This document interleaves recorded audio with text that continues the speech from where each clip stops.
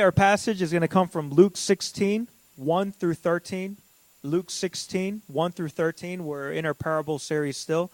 And today's title is called Worldly Lessons. Luke 16, 1 through 13.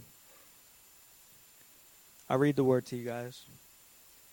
And he also said to the disciples, there was a rich man who had a manager, and charges were brought to him that this man was wasting his possessions. And he called to him and said to him, what is this that I hear about you? Turn in the account of your management, for you can no longer be manager. And the manager said to himself, what shall I do? Since my master is taking the management away from me, I'm not strong enough to dig, and I'm ashamed to beg. I've decided what to do. So when I am removed from management, people may receive me into their houses. So summoning his master's debtors one by one, he said to the first, how much do you owe my master? He said, 100 measures of oil. And he said to him, take your bill, sit down, and quickly write 50. Then he said to another, how much do you owe? And he said, 100 measures of wheat. And he said to him, take your bill and write 80. The master commended the dishonest manager for his shrewdness. For the sons of this world are more shrewd in dealing with their own generation than sons of the light. And I tell you, make friends for yourselves by means of unrighteous wealth, so that when it fails, they may receive you into the eternal dwellings. One who is faithful in very little is also faithful in much, and one who is dishonest in very little is also dishonest in much. If then you have not been faithful in unrighteous wealth, who will entrust you to the true riches? And if you have not been faithful in that which is another's, who will give you that which is your own? No servant can serve two masters, for either he will hate the one and love the other, or will be devoted to the one and despise the other. You cannot serve God and money. The word of the Lord. Let's pray. Dear God, I just pray that you may open up our hearts and our ears to receive your words. May it challenge us, O Lord, and may it help us grow, Lord, and be molded and shaped to the people that you want us to be. Lord, may the words of my mouth and the meditations of all of our hearts be holy and pleasing to you. May your gospel be preached, O Lord, and may your Holy Spirit work in our hearts. In Jesus' name we pray. Amen. You know, this parable is actually jam-packed. I had kind of trouble in sectioning it out because there's just so much in there. But I was actually pretty close to skipping this parable because at first glance when you read it, you're like, what the heck is going on? Like, what is Jesus getting at? And I was almost like, Luke must have made a mistake to put this in. I mean, this is some Italian job, Ocean's 11 type of thing where, people are getting swindled and there's this big heist. And then Jesus says this is an example to follow. And I'm like looking at this, I'm like, where is he getting at this? Where is he going with this? I mean, especially in our world these days. I mean, we live in a world where people are always trying to, con people. Thank you. Con people. I mean, how many of you guys ever got an email by some random guy that says, hey, there's happened to be a guy that just passed away and he's a billionaire and he just left a few million in your name. All you got to do is provide us with all your bank information and all your personal information and we'll transfer that over. And, at first I looked at it. The first time I ever got it, I was like, oh, my gosh, like all this money. And then you just realize they're going to take all your money after you give them the information. Well, people actually fall for that. It's not too long ago that I got my credit card information stolen from me once. It was actually one of those gas station modules that they put on the thing. I swiped it. It didn't work, so I just kind of moved up to the gas thing right up front. And I was like, I didn't really think much of it.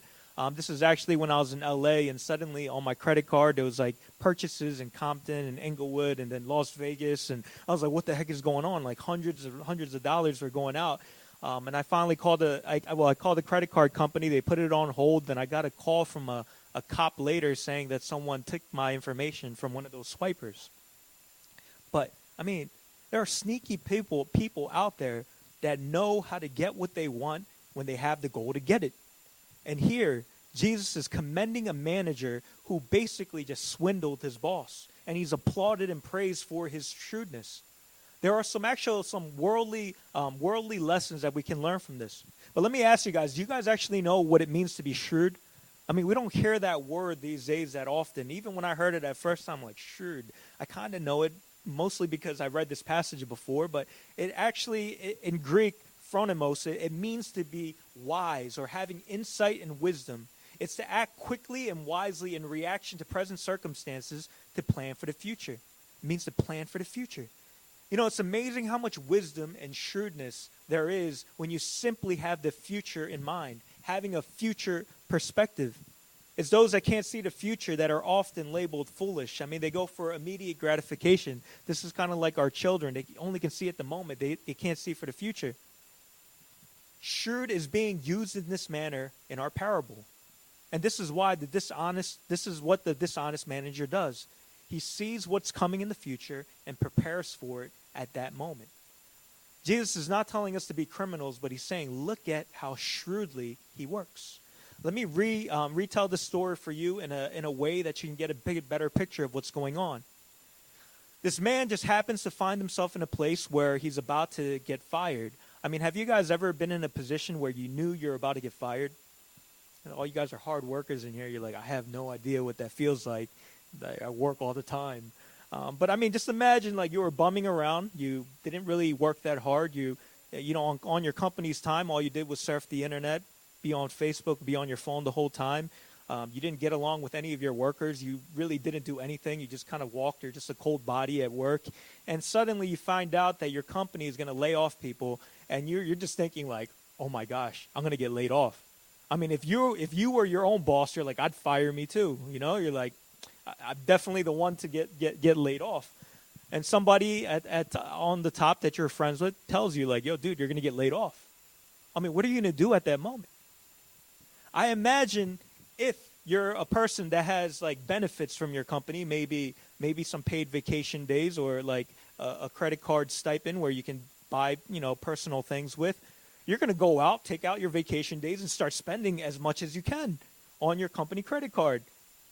And you're going to try to take as much as you can, trying to plan for it because, you know, you're going to, you know, you're about to get fired anyway. And it's funny because it reminds me of when I was in college. I worked at a gas station in Abington on 611, right across the street from Target. I think it's a Luke Oil right now, but it used to be a Mobil. Anyways, I worked there only for about 2 months to get fired after 2 months. And after about like a month and a half or so of working, one of my friends that were working with me found out I was going to get fired. He was like, "Yo, Paul, you're going to get fired." And I was like, "What the heck?" Like I was getting you know the training wages up to this point, and I think he fired me because I actually went up to him. I was like, "Yo, I'm taking night shifts. I'm working by myself. When am I going to get real pay?" And then he was like, "You're fired." It's horrible.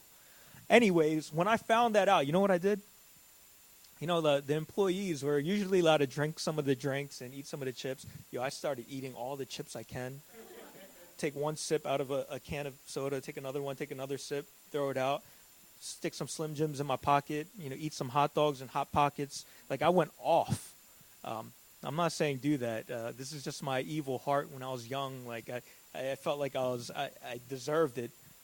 But this is the kind of position that this main character in our parable is in. Of course, it's a little different. Let's check this out. In verse 1 and 2, it says this. There was a rich man who had a manager, and charges were brought to him that this man was wasting his possessions. And he called him and said to him, "What is this I hear about you? Turn in the account of your management, for you can no longer be manager." This man, for whatever reason, was not performing well at his job. He was a manager of loans for his company or for his master, where he's keeping track of people that borrow stuff. And it says that he was wasting possessions. And we don't really know how he was wasting possessions. Maybe he was just really bad at what he did. Like he was bad at counting numbers. Or maybe he was skimming off the top of whatever income that was coming in from these people that borrowed money. We don't know. But this guy starts to think to himself, what should I do? He's planning for the future at this point. And he knows what's going to come. He understands very well that he's not going to have a job very soon. And verse 3 says this, "And the manager said to himself, what shall I do? Since my master is taking the management away from me, I'm not strong enough to dig, and I'm ashamed to beg." You know, he's basically saying, I'm too much of a wimp to do any labor work. I'm not going to go out there and do some labor work. I'm not built for that. Maybe he was a skinny little guy that didn't have much muscles. I don't know. And he says, I have too much pride to beg. We know that this guy is probably at the top of his game because he's a manager of a really rich guy. I mean, he got pride. He's not going to go and beg people. So he comes up with an idea. And this is verses 4 to 7. See, that what this guy had was he had the legal ability to be a signer for his master. These days we call this kind of like the power of attorney to make decisions for somebody else, and whatever signature you put on to a document, like that's for that other person.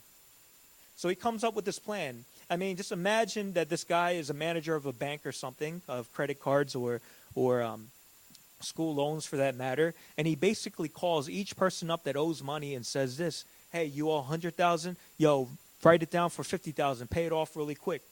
I'll hook you up. Just get me later, okay? Then he goes up to another person, calls him up. You got a $10,000 loan. Yo, make it 8,000. I'm looking out for you. Remember me later. So he's basically going around hooking everybody up, saying, I'll scratch your back if you scratch mine later. And here, and this is a really, really big discount. I mean, you guys got to have a better perspective of this. And they're going to pay him back because he's really hooking them up. I mean, let's look at the numbers here. 100 measures of oil. They say this could be about 1,000 gallons of oil back then, which was like 3 years' wages of money. And back then, this was probably like 150 olive trees or something, and like a significant amount. And the second guy, 100 measures of oil. This is also about 1,000 bushels of wheat. And they said it's about 8 to 10 years' work of labor, and he takes 20% off of that. These guys couldn't sign faster. I mean, and they knew these transactions were legit because this guy was working for his master, and he was the manager. And it's not just two people. This manager goes one by one to all of the guys that have debt, and he makes deals with almost all of them. We don't know. This could be hundreds of people. Who knows? You see what he does? He takes those who are in debt to his master and makes them debtors to him. And now they all owe him. And for us in our world, or today in America, we're like, why would they pay him back? I mean, they just got everything signed up. They don't need to pay him back. But back then, it was more of an honor-driven society where people had to worry about their reputations. They were definitely going to pay this guy back. And there's a bunch of them, so they probably peer-pressured each other as well. But what's worse is legally, the boss can't do anything about it. He saw all of his money go away. All the debts were forgiven. And he's looking at this and it's like, oh my gosh, I got thoroughly, legally swindled. And it's genius. I mean, it's genius. Look at this. The boss gets outwitted so much to the point that he's commending the manager, saying, oh my gosh. And it's kind of one of those moments, you know, like when you watch movies and they get away with something and like it's so ridiculously good that you just start clapping while you're really mad. It's kind of one of those moments. So what is Jesus actually telling us through this parable? One thing we have to note for sure is Jesus is not saying go out and be dishonest and be criminals. He's not telling us to go swindle or hustle money for God's kingdom. But he's commending the manager for his shrewdness. He saw what was coming and prepared for it. Jesus is telling us that we should not live as individuals who are naive, but we should be people who are preparing for our futures. We should also use our God-given wits for good methods and better goals. See, this passage is actually talking about what people do for money and how far they'll go for it. People get really creative when it comes to making money. They know all the angles. They know how to work the system. They know it all. I mean, CEOs, politicians, they know how to work the system to get money. I mean, even regular guys, I mean, Ponzi schemes out there, I mean, they're genius. There's also coupon experts that know how to make money. I mean, I've watched a special on the news for this, man. It's like they rob the stores. I'm like, teach me. I want to be your disciple. And they walk out with a bunch of free groceries. And I'm like, how do they do it? And it's crazy. Our world works this way. Our kids work this way too. About 2 weeks ago, we had a ice cream social at our church. And it's so funny. These kids, man, when they're young, they start thinking really quick. Like they'll come up like, I didn't get any. And I'm like, yo, you just had like 3 ice creams. You didn't get any? And he gets another one. They got their like chocolate all over their face. But Jesus is pointing to the fact that if people are willing to go this far for temporary things that only last this life, and they prepare for their short futures, how much more should we be creatively thinking and planning and strategizing for eternal things? You can almost feel Jesus' frustration in verse 8. When he's talking to his disciples and other religious guys, he's saying this: for the sons of this world are more shrewd in dealing with their own generation than the sons of light. Jesus is basically saying the world is working, the world is hustling, but oftentimes it's the believers or the nice people or whatever that are slacking. You know, it's funny, when reading this, I noticed that there's this weird culture in our world these days where like, I don't know, if you're Christian or nice, you're like stupid. I don't know. It's like this thing, like you watch dramas. I don't know if you guys ever watched an Asian drama. These days, Korean dramas are getting more popular, like internationally. Netflix got its own category for this. But when you watched it, there's always this really nice stupid girl and this really evil smart one, and she always like beats her in everything, and the girl's too nice to do anything about it, and you're just watching it like, why? I mean, we see this. I think it's a stereotype that has a hint of truth.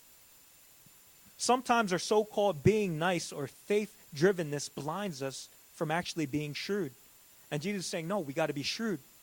In seminary, there's a classmate of mine that refused to study. Academics was kind of her weak points, and she was actually kind of like an art undergrad and then went to seminary, and she had to do all this reading and writing, and she started panicking, and she was like, I know what to do. I'm going to go to morning services every day. So I saw her, like, she would go to morning services every day and pray to God for good grades. And I was like, man, this is not a smart like strategy to get good grades. And I was like looking at her, I was like, yo, like, I think I know the answers to your prayers. You just got to go to the library. Like, go, be shrewd, just study. Yes, we depend on God for everything, but God is telling us we have to learn to be wise, learn the way the world works, so that we can use that same knowledge in better ways than the world has been using it. God is calling us to be shrewd in our lives so that we can use that knowledge and those gifts to glorify Him. And in this case, God is not only telling us to be smart and shrewd in life, but He's saying, hey, watch where you spend your wealth and possessions. I can't get away from this passage without talking about money, because this is what Jesus is talking about. In verse 9, He says this, and I tell you, make friends for yourself by means of unrighteous wealth, so that when it fails, they may receive you into the eternal dwellings. Jesus is saying that unrighteous wealth, this word for wealth is actually an old word called mammon, which refers to someone's material possessions that they can't take to the afterlife. They're kind of like empty possessions. And when Jesus says unrighteous wealth, He's not saying that wealth is bad, but He's saying that money can be used in all the wrong ways, but we're called to use it in ways that are righteous. The parable is basically saying, learn how to make money wisely so you can use that wealth to win the heart of another or a friend to Christ. The world may use money to save themselves, but you can make money to save another soul. You can bless another soul. He wants us to change the way we look at money. It's a tool to serve God. Notice that it says this, so when it fails, they may receive you into the eternal dwellings. It doesn't say if it fails, it says when it fails. It's saying that money alone will ultimately fail, whether you lose it in this life or you lose it all when you get to the next. You can't take any of that with you.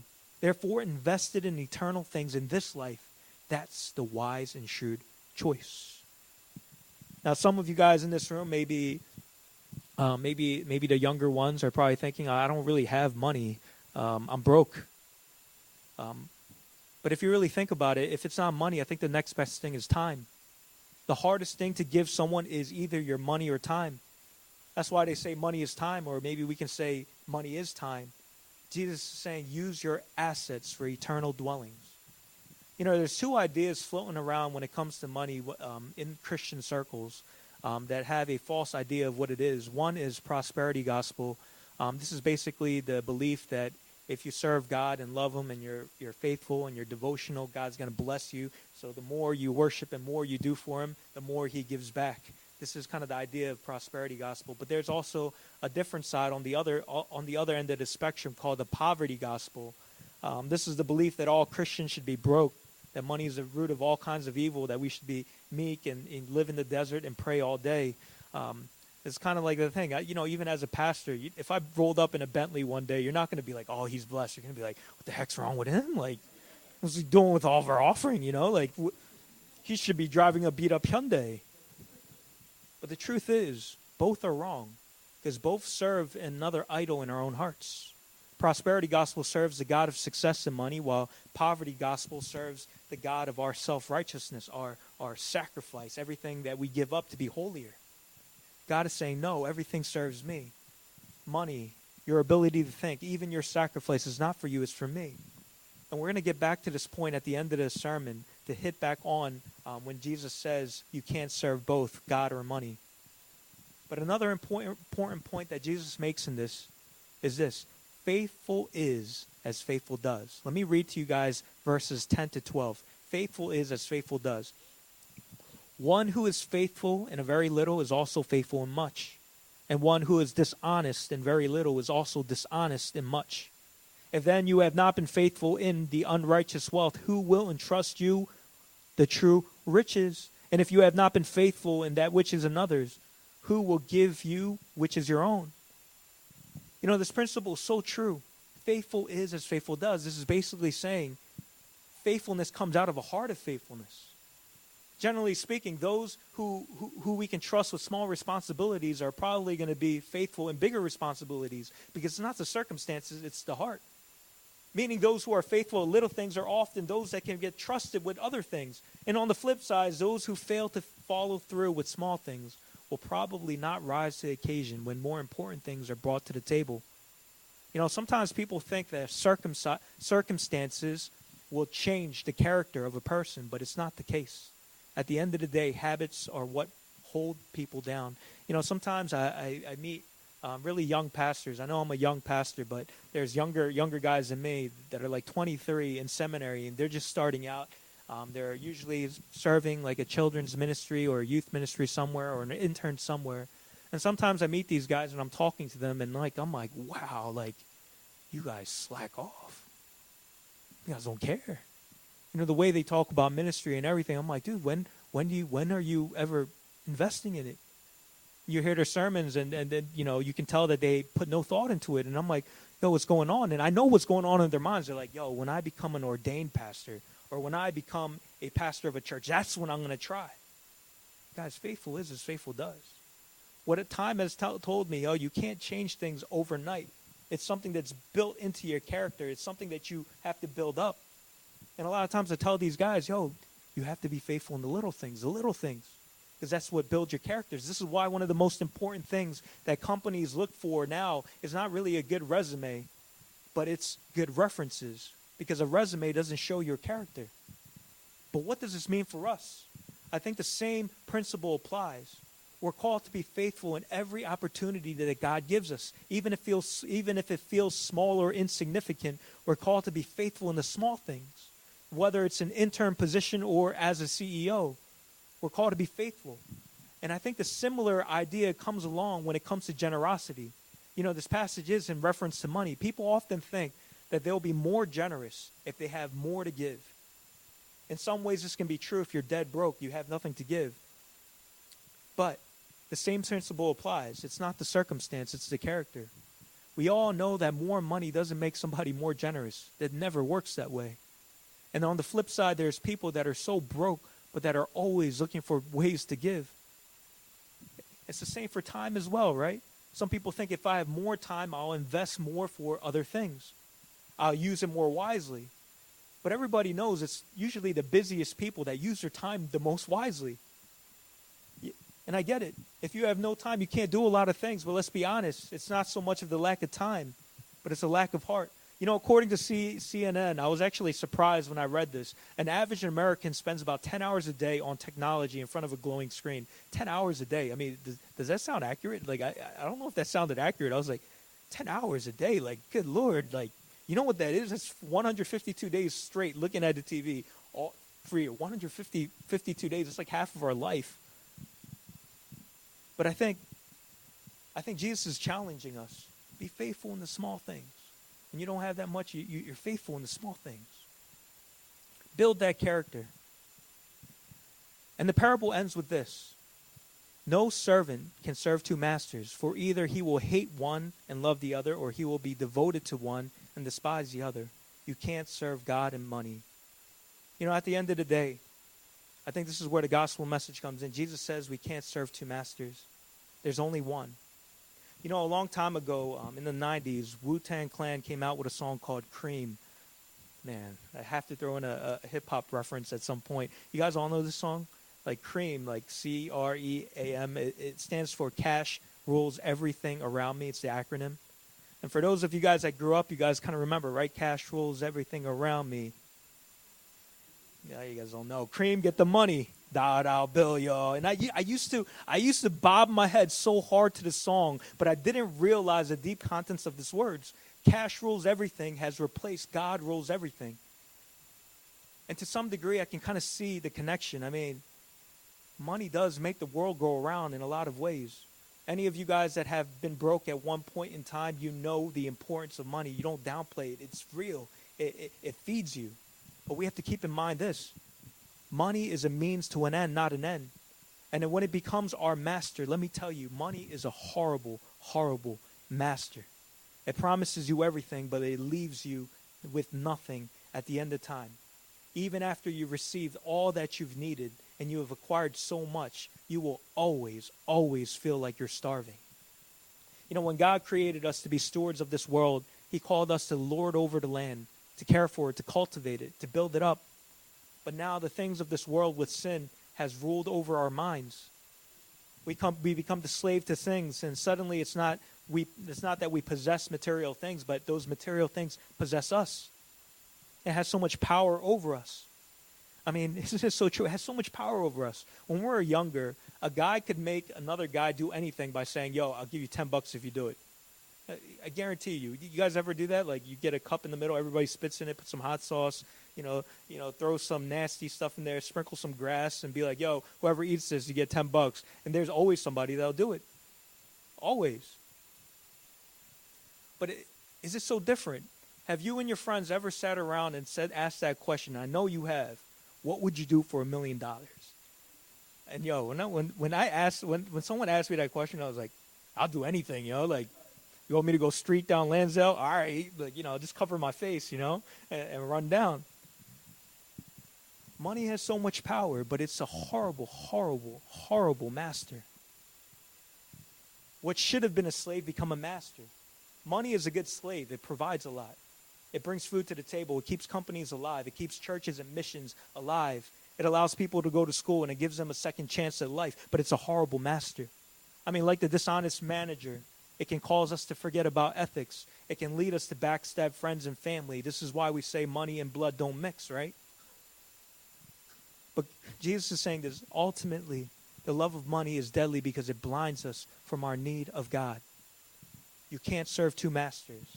It blinds us from seeing our blessings in him. It blinds us from seeing our joy in him. It blinds us from investing in eternal things. And it blinds us from being shrewd in what's truly, truly important in life. At the end, it blinds us from seeing the cross. And it blinds us from us seeing our need of grace. But when God becomes our master and we're captured by his loving grace, money goes back to its proper place. We begin to see its good functions. We stop hoarding and we start scattering. There's this verse in Proverbs 11:24-25 that says this. One gives freely, yet grows all the richer. Another withholds what he should give and only suffers want. Whoever brings blessings will be enriched, and one who waters himself will be watered. At first when I read this, I didn't get it. Like, how do you get richer by giving things away? And I realized that I was having the wrong perspective. And maybe some of you guys are like, I don't get it either. But when you're looking at this from a gardening and agriculture perspective, which most people back then were familiar with, you see this. When you scatter seeds, you will get more in return. Seeds planted produce fruit and harvest. Bigger and better things to come.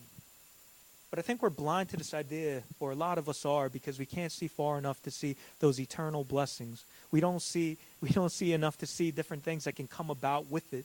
We can only think of what we can hold on to right now, and we store it up. I mean, we hold on to things that are so significantly less worthy. And if you really think about it, seeds are only valuable for what it produces. It's a means to an end. I mean, seeds by itself, you can't really do anything with it. What are you going to do with it, I guess sunflower seeds, you can eat it, but you can't really eat it. Like, it's just there. But when it's scattered, and when we have the eyes of faith and we can see further down the line, with shrewdness, we can see that it produces better fruit. I hope that we're not holding on to those seeds.